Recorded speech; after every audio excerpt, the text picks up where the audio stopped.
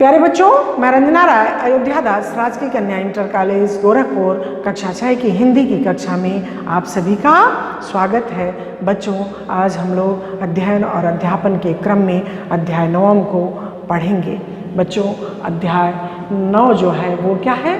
हिंद महासागर में छोटा सा हिंदुस्तान। इसके लेखक रामधारी सिंह दिनकर जी हैं। दिनकर जी ने अपने यात्रा वृत्तांत में मॉरिशस की सौंदर्यता और भारतीय संस्कृति जो मॉरिशस में फैली हुई है उसका बड़ा सुंदर ढंग से वर्णन किया है। बच्चों, इस पाठ को हमने 2 भागों में विभक्त किया है। आज की पाठ्य योजना में भाग 1 को पढ़ेंगे और अगली पाठ्य योजना में भाग 2 को हम लोग पढ़ेंगे। आइए बच्चों, सबसे पहले हम इस अनुच्छेद का वाचन करते हैं। मॉरिशस वह देश है जिसका कोई भी हिस्सा समुद्र से 15 मील से ज़्यादा दूर नहीं है। मॉरिशस वह देश है जहाँ की जनसंख्या के 67% लोग भारतीय मूल के हैं। मॉरिशस वह देश है जिसकी राजधानी पोर्ट लुई की गलियों के नाम कलकत्ता यानी कोलकाता, मद्रास यानी चेन्नई, हैदराबाद और बम्बई यानी मुंबई तथा जिसके एक पूरे मोहल्ले का नाम काशी है। मॉरिशस वह देश है जहाँ बनारस भी है, गोकुल भी है और ब्रह्मस्थान भी है। बच्चों, लेखक लिखते हैं कि मॉरिशस एक ऐसा देश है जिसका कोई भी हिस्सा समुद्र से 15 मील से ज़्यादा दूर नहीं है। मॉरिशस वह देश है जहाँ की जनसंख्या के 67% लोग कहाँ के हैं? भारतीय मूल के हैं। मॉरिशस वह देश है जहाँ की राजधानी का नाम क्या है बच्चों? Port Louis. वहाँ के गलियों का नाम क्या है? कोलकाता है, चेन्नई है, हैदराबाद है, मुंबई है तथा वहाँ के एक मोहल्ले का नाम ही क्या है बच्चों? पूरे मोहल्ले का नाम ही काशी है। वहाँ पर बनारस भी है और गोकुल भी है। यहाँ तक बच्चों वहाँ ब्रह्म स्थान भी है। ब्रह्म स्थान आप गांव गए होंगे तो देखे होंगे कि हर गांव में एक ब्रह्म स्थान की स्थापना ज़रूर की जाती है। भारत एक कृषि प्रधान देश है बच्चों। हमारे यहाँ जब फसल पक के तैयार होती है और कट के घर में अनाज आ जाते हैं तो सबसे पहले ब्रह्म स्थान पर ही चढ़ाया जाता है। उनको ही अर्पित किया जाता है। तो लेखक बहुत सुंदर ढंग से भारतीय संस्कृति के बारे में लिखते हैं। अब देखिए अगला अनुच्छेद। यात्रा पर मैं दिल्ली से 15 जुलाई को, मुंबई से 16 जुलाई को और नैरोबी से 17 जुलाई को मॉरिशस के लिए रवाना हुआ। इधर से जाते समय नैरोबी की दुनिया में मुझे 1 रात 2 दिन ठहरने का मौका मिल गया। इधर से जब रामधारी सिंह दिनकर जी जा रहे थे तो उनको इधर से जाते समय नैरोबी की दुनिया में मानी नैरोबी में मुझे 1 रात, लिखते हैं कि मुझे 1 रात और 2 दिन ठहरने का मौका मिल गया। अतएव मन में यह लोभ जगा कि मॉरिशस के भारतीयों और अफ्रीकियों से मिलने से पूर्व अफ्रीका के शेरों से मुलाकात कर लेनी चाहिए। जब वहाँ पर 1 रात और 2 दिन ठहरने का मौका दिनकर जी को मिला तो उन्होंने सबसे पहले उनके मन में ऐसा लोभ जगा, ऐसी लालच आई कि मैं यहाँ पर मॉरिशस के भारतीय और अफ्रीकियों से मिलने से पूर्व अफ्रीका के शेरों से मुलाकात कर लेनी चाहिए। विमान दूसरे दिन शाम को मिलने वाला था। अतएव हम जिस दिन नैरोबी पहुँचे उसी दिन उच्चायुक्त श्री भाटिया जी के साथ नेशनल पार्क में घूमने को निकल गए। जिस दिन ये वहाँ पहुँचे उसी दिन वो उच्चायुक्त श्री भाटिया जी के साथ वो नेशनल पार्क घूमने के लिए निकल गए। नैरोबी का नेशनल पार्क चिड़ियाघर नहीं है। लेखक लिखते हैं बच्चों कि नैरोबी का जो पार्क जो है नेशनल पार्क वो चिड़ियाघर नहीं है। शहर से बाहर एक बहुत बड़ा जंगल है जिसमें घास अधिक पेड़ कम है। वो जो नेशनल पार्क है बच्चों उसमें घास अधिक है और पेड़ बहुत कम है, लेकिन जंगल में सर्वत्र अच्छी सड़कें बिछी हुई हैं और पर्यटकों की गाड़ियां उन पर दौड़ती रहती हैं। लिख रहे हैं कि वहाँ जो वो पार्क है उसमें सर्वत्र, माने सर्वत्र का अर्थ क्या है बच्चों? चारों तरफ बहुत अच्छी सड़क बनी हुई है और पर्यटक जो जाते हैं, पर्यटक जो घूमने वाले लोग जाते हैं, उनकी गाड़ियां उन सड़कों पर दौड़ती रहती हैं। हमारी गाड़ी को भी काफ़ी देर तक दौड़ना पड़ा मगर सिंह कहीं पर दिखाई नहीं पड़े। लेखक लिखते हैं कि हमारी गाड़ी को भी बहुत देर तक उन सड़कों पर दौड़ना पड़ा लेकिन सिंह कहीं दिखाई नहीं दिए। दूरी तय कर लेने के बाद या यूं कहिए तो 10-20 मील के भीतर हर सड़क छान लेने के बाद हम उस जगह पहुंचे जहां सिंह उस समय आराम कर रहे थे। अब लेखक अपने जो उनको लोभ था, जिसको देखने के उनके मन में क्या थी बच्चों? जिज्ञासा थी, उस जगह वो पहुंच गए। बहुत देर तक उन सड़कों पर, नेशनल पार्क की सड़कों पर इनकी गाड़ी दौड़ी लेकिन कहीं से सिंह दिखाई नहीं दिए। अंत में जब वो 10-20 मील के भीतर हर सड़क को छान लिए तो उस जगह पहुंच गए जहां से सिंह आराम कर रहे थे।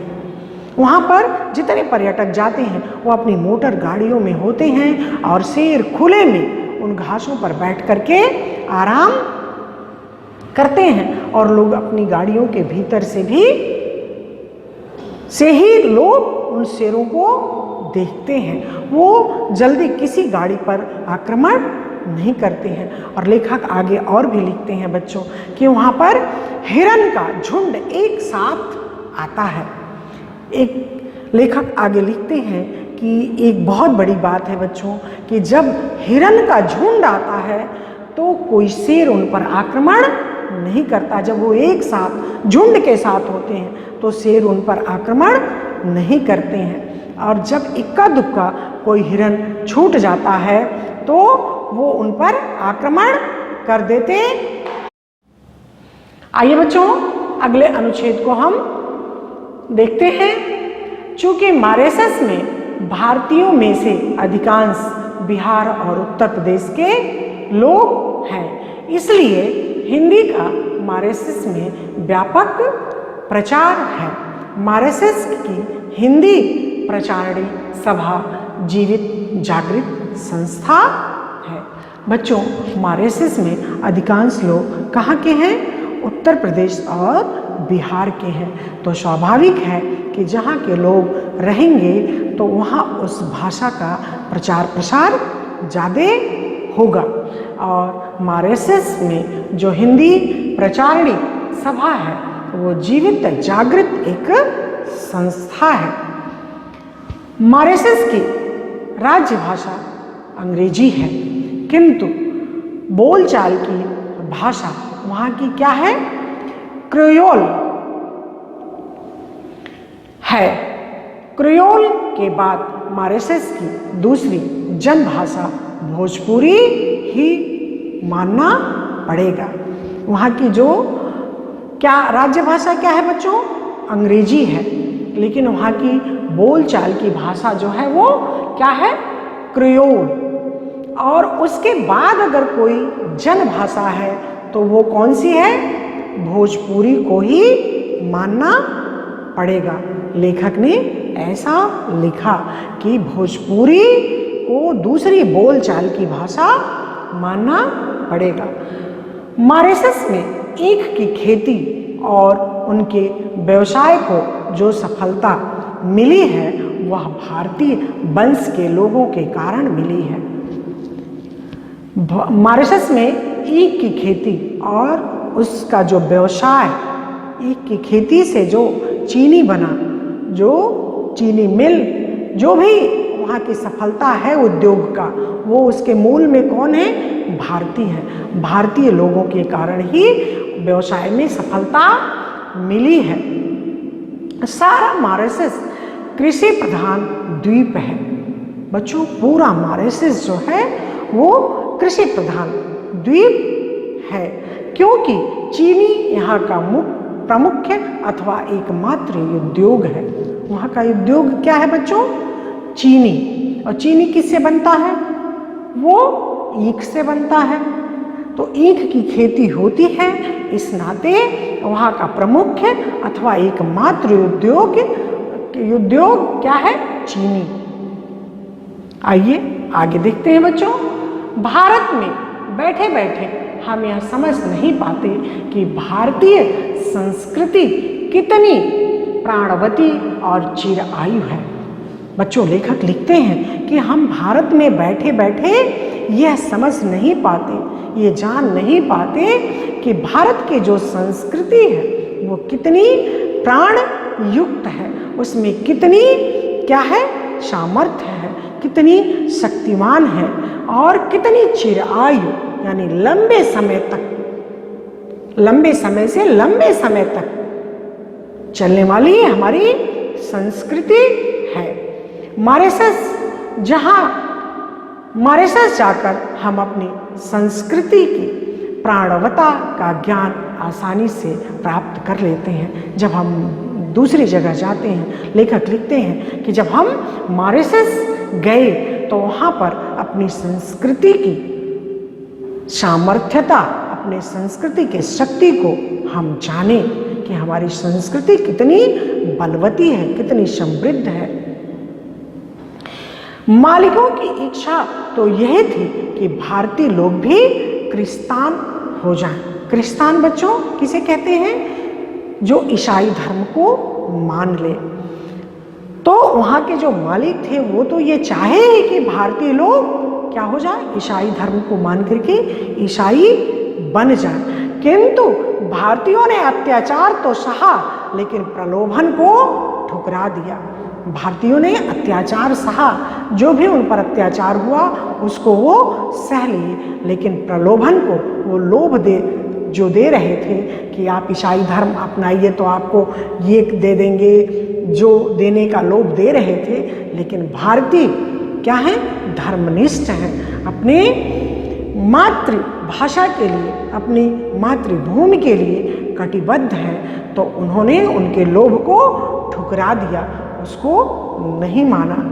वे धर्म पर डटे रहे और जिस द्वीप में परिस्थितियों ने उन्हें जैसा रखा या जिस जगह भेजा वहाँ पर वो वैसे रह लिए, लेकिन अपने धर्म को नहीं छोड़े। बच्चों, उस द्वीप को उन्होंने छोटा सा हिंदुस्तान बना दिया। जहाँ वो गए, परिस्थितियाँ जहाँ उनको भेजी, वहाँ जिस द्वीप में गए वहाँ छोटा सा हिंदुस्तान बना लिए। अपने विचारों से, अपने भावों से, अपने धर्म का ध्वजा भारतीय फहराते रहे। यह ऐसी सफलता की बात है कि जिस पर हम सभी भारतीयों को गर्व होना चाहिए। बच्चों, ये बहुत बड़ी सफलता है कि हम दूसरी जगह जा कर के अपने धर्म पर अडिग रहे, अपने धर्म की ध्वजा फहराए। ये हम सभी भारतीयों के लिए क्या है? गौरव की बात है, गर्व की बात है। बच्चों, लेखक हमें भारतीय संस्कृति की व्यापकता को और हम भारतीयों में जो भाव भरा है वो अपनी लेखनी के माध्यम से हम तक पहुँचाए कि मॉरिशस में जो भारतीय हैं वो कैसे अपने धर्म पर अडिग रहते हैं। आइए बच्चों, इस पाठ में आए हुए कठिन शब्द के अर्थ को हम बताते हैं। पहला है दृष्टिपात यानी देखना। दूसरा शब्द है तुच्छा, अति तुच्छ, छोटा से छोटा। तीसरा है निरापद, आपत्ति से रहित। बाज बाज, कोई कोई, वैश्य, बालिक। आइए प्राणवता, प्राणवत्ता क्या है? जीवित होने का भाव, शक्ति संपन्न। क्रिस्तान, ईसाई धर्म मानने वाले लोग।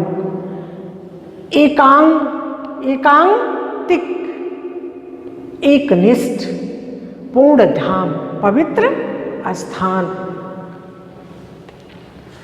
अब हम बच्चों आते हैं गृह कार्य की ओर। देखिए, गृह कार्य में हमने 2 प्रश्न दिया है। मॉरिशस की राजधानी का नाम लिखिए। मॉरिशस की राजधानी का नाम लिखिए। मॉरिशस की राजधानी का नाम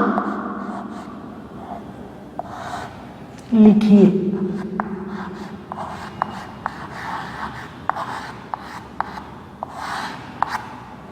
दूसरा है मॉरिशस की राज्य भाषा क्या है? मॉरिशस की राजधानी का नाम लिखिए और मॉरिशस की राज्य भाषा क्या है? बच्चों, अब हमें आशा ही नहीं वरन पूर्ण विश्वास है कि आप इस पाठ में जो भारतीय संस्कृति को पढ़े कि भारतीय लोग जा करके अपनी संस्कृति की व्यापकता को कैसे अडिगता के साथ उन्होंने अपने मूल को, धार्मिक स्थानों को कैसे जाकर के दूसरे देशों में भी स्थापित किए हैं, ये भाव आपके भी मन मानस पर अमिट छाप छोड़ेगा। धन्यवाद बच्चों, अगली पाठ्य योजना में पुनः मिलेंगे।